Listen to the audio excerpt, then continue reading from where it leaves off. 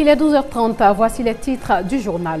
Amélioration de l'accès au marché de poissons et réduction des pertes après capture dans la sous-région. Des experts sont réunis à Abidjan depuis hier pour en parler. 50 bouchers formés à la découpe et à l'hygiène, une initiative de la Fédération nationale de la coopérative de la filière bétail et viande. Objectif, donner aux consommateurs la viande de bonne qualité. Et puis en Allemagne, ouverture de l'un des plus grands procès néo-nazis de l'après-guerre.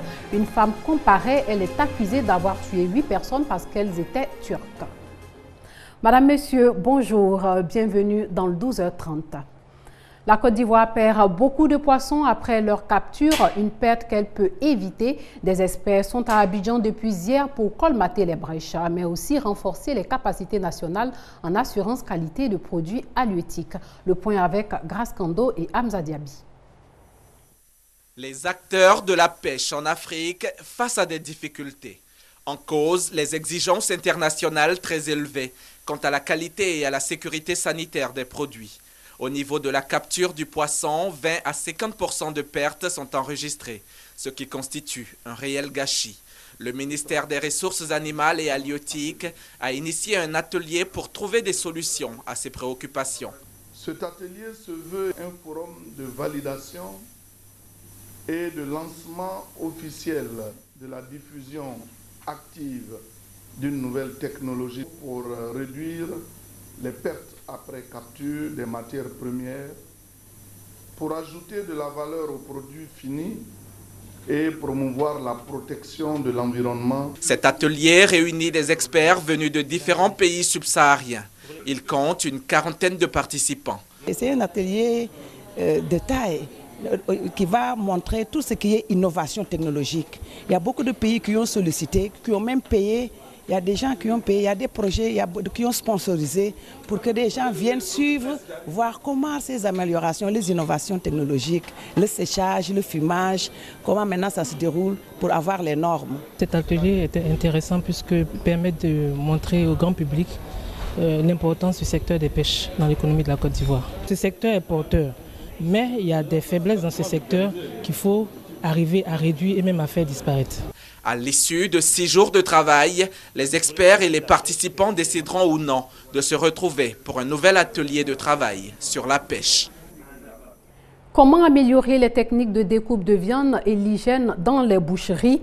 La plupart des bouchers ont appris le métier sur le tas. 50 bouchers sont donc formés sur les méthodes de découpe, des méthodes qui permettront de satisfaire la clientèle de plus en plus exigeante. Le reportage de Laetitia Mangli. Vincent Azago est un boucher professionnel. Dans sa boucherie à Cocody, il découpe minutieusement la viande fraîche de veau. Ici, la chair et les os consommables sont séparés des déchets. Ce geste n'est pas un hasard. Son métier, il l'a appris. Ça fait maintenant plus de 15 ans. Mon maître de stage était vraiment bon, il nous a appris le travail. Et moi aussi, j'ai inculqué ce travail aussi à ces jeunes que vous voyez derrière. Là, c'est le faux filet, là. Vous voyez comment c'est bien joli à voir. Mais quand vous allez au moins chez les concasseurs, eux ne savent pas ce qui est le faux filet. La chance de Vincent, beaucoup d'autres ne l'ont pas eue. Conséquence sur le marché, la viande est maltraitée et les boucheries sont souvent insalubres. La Fédération nationale des coopératives de la filière bétail et viande de Côte d'Ivoire veut y remédier. Pour les formateurs, il s'agit de ramener ce qu'ils appellent les concasseurs de viande sur le chemin du professionnalisme.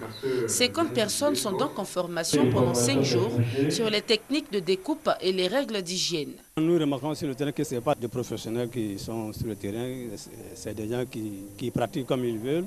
Et nous voulons vraiment assainir ce secteur. Si vous voyez les bouchers de l'Europe, chez nous aussi c'est de n'importe quoi. Il n'y a pas de rentabilité parce qu'ils ne savent pas.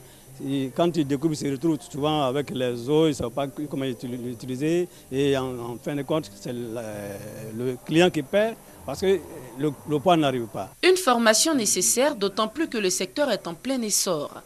1 300 000 bœufs abattus chaque année en Côte d'Ivoire, soit 171 000 tonnes de viande produite en 2012 contre 169 000 en 2011. La filière viande serait donc un secteur pourvoyeur d'emplois. Près de 300 jeunes Nigérians ont crié leur ras-le-bol hier devant leur ambassade au plateau. Ils dénoncent le manque de soutien des autorités de leur pays et les lourdeurs administratives. Michel Mambo a assisté à la manifestation de colère des Nigérians. Nous ne sommes pas d'accord. Les jeunes Nigérians vivant en Côte d'Ivoire crient leur ras-le-bol face aux lourdeurs administratives et aux mauvais traitements dont ils sont victimes dans leur ambassade. Ce lundi matin, 300 d'entre eux manifestent dans la commune du Plateau, non loin de l'ambassade du Nigeria. On a signé un accord avec l'ambassade du Nigeria que tous les cas d'identité qu'on fait, les communautés doivent avoir 1500. C'est ça, les communautés nigériennes prennent pour s'occuper de les charges de le bureau et puis pour répatrier ceux qui sont malades ou bien ceux qui ne peuvent pas rester en Côte d'Ivoire ici. Mais l'ambassade il est venu et puis il a arrêté tous les agréments qu'on a signés avec lui. Sinon on a un problème là, ici là on ne nous aide pas. Voilà ça on a fait accident là, on est venu montrer nos cas fait calanté là. On dit sans papier on ne peut pas faire calanté. C'est ça on allait faire déclaration de paix. Ça fait une semaine aujourd'hui, ils n'ont pas encore donné. De toute façon, il faut, c'est pas bon pour nous. Tu veux gagner un problème, la commissariat, tu appelles aux gens, ils veulent te refuser, on dirait qu'ils ne te connaissent pas même. Et quelqu'un te chasse, tu cours, tu rentres ici. Ton problème, c'est un peu calme, quoi. Tu vois, non. Maintenant, tu vas courir venir ici, c'est ici, on va te chasser au dehors. Pour en savoir davantage, notre équipe de reportage décide de se rendre à l'ambassade du Nigeria. Après quelques heures de négociations, nous sommes enfin reçus par des responsables, mais très vite nous comprenons qu'aucun d'entre eux ne peut se prêter à nos questions à part l'ambassadeur.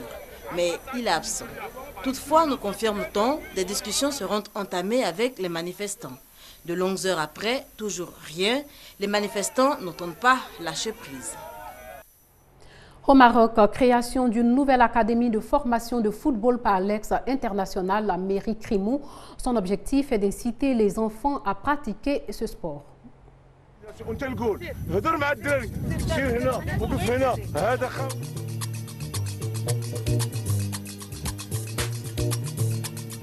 Il n'a rien perdu de sa passion. Depuis décembre 2012, Mairie Crimo, ex-international marocain et ancienne gloire du championnat de France de football, réalise enfin son rêve. 3 fois par semaine, il encadre une centaine d'apprentis footballeurs âgés de 4 à 16 ans. Les élèves de l'académie bénéficient des installations du grand stade de Marrakech. Je leur apprends le football, comment il faut jouer au ballon, comment il faut marquer des buts, comment il faut centrer, comment il faut être dans un terrain de football, le comportement, surtout la pédagogie. Mais ça, je le fais avec un professeur qui arrive me donner un coup de main à parler aux gamins au niveau de l'école. Outre une formation purement footballistique, les jeunes apprentis reçoivent une formation éducative. Pour pouvoir poursuivre leur apprentissage, les élèves doivent se montrer exemplaires.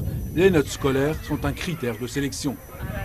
Pour tous ces enfants, la priorité reste le scolaire, reste leurs études. On les accompagne dans cet élan et cet amour qu'ils ont pour le football. On essaie d'y rajouter notre grain de sel qui est un peu de professionnalisme et de rigueur dans les entraînements. Mais après, c'est à eux de choisir. Respect, tolérance, rigueur et fair-play sont les maîtres mots de l'académie. Mairie Crimo ambitionne de former de 200 à 300 joueurs par année. Un véritable challenge, car tous rêvent de passer du terrain d'entraînement au stade de compétition. Le M23 commémore son premier anniversaire. Le mouvement du 23 mars est une rébellion du nord de la RDC.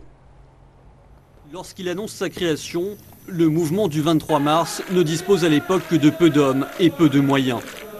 Composé d'anciens rebelles congolais qui ont combattu un temps les Hutus du FDLR en échange d'une intégration dans l'armée régulière qui n'a jamais eu lieu, ils reprennent les armes le 6 mai 2012, cette fois sous la bannière M23. Le mouvement progresse rapidement, mais malgré ses succès militaires, le M23 est traversé par les crises de commandement. Il se compose désormais de plusieurs factions rivales partagées entre le Rwanda et la RDC. Bertrand Bisimwa dirige officiellement les activités politiques. Le général Sultani Makenga gère quant à lui la branche armée, que les Nations Unies accusent de nombreuses exactions, dont le recrutement d'enfants soldats. Son leader historique, Bosco Ntaganda, surnommé Terminator, est quant à lui accusé des mêmes crimes par la Cour pénale internationale. En novembre dernier, le M23 marche sur la ville de Goma, provoquant le retrait précipité des troupes régulières de l'armée congolaise.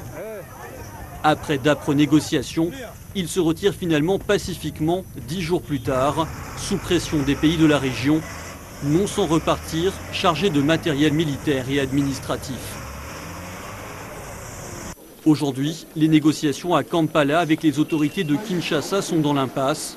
Le M23 exige un cessez-le-feu avec l'armée congolaise. En une année, les combats auront fait quelques 500 000 déplacés dans toute la région.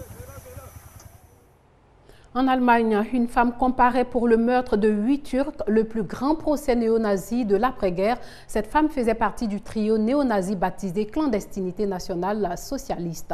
Près de 600 témoins sont attendus à la barre. 600 témoins et plus de 2 ans d'audience pour un procès hors norme qui s'ouvre ce lundi à Munich. Sur le banc des accusés, Beate Zschäpe, présentée par la presse allemande comme l'incarnation du mal. Membre du groupuscule néo-nazi NSU, elle est jugée pour son rôle dans une série de 9 meurtres racistes contre des personnes d'origine grecque et turque, le meurtre d'une policière, des attentats et des braquages commis entre 1998 et 2011. Après le suicide de ses 2 acolytes, Beate Zschäpe s'est livrée à la police en novembre 2011. Depuis, elle refuse de s'exprimer. Je suis absolument convaincu que l'accusation de complicité contre Beate Zschäpe dans ces meurtres commis par Uwe von Hart et Uwe Mundlos ne tiendra plus avant la fin du procès.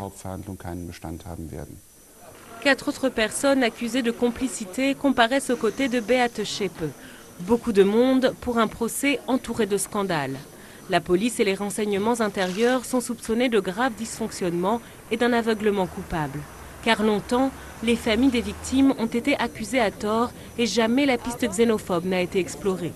Devant le tribunal, les proches des victimes sont venus manifester leur colère.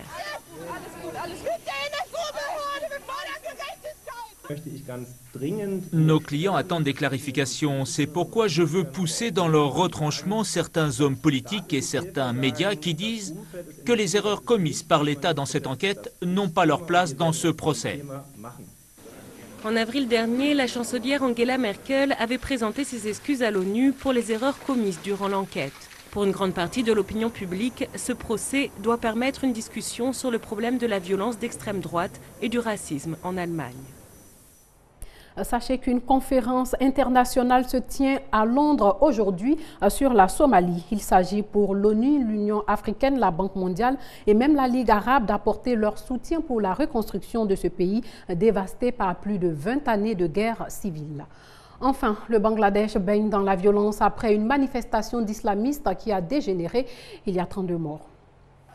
Depuis dimanche, Dhaka est en proie à de violents affrontements entre radicaux islamistes et police anti-émeute qui ont déjà fait au moins 32 morts et des centaines de blessés. 200 000 personnes venues de villages se sont rassemblées hier dans le centre de la capitale du Bangladesh pour réclamer la fin de la mixité et la peine de mort pour les blasphémateurs. Lundi, des dizaines de milliers d'entre eux ont été violemment dispersés. Les islamistes affirment que la police a tiré à balles réelles, ce que démentent les autorités. Ces heurts surviennent alors que le Bangladesh se relève à peine de sa plus grande tragédie industrielle, avec plus de 650 morts dans l'effondrement d'un immeuble abritant des ateliers de confection. C'est sur ces images que s'achève ce journal. Merci de l'avoir suivi et restez sur RTI 2.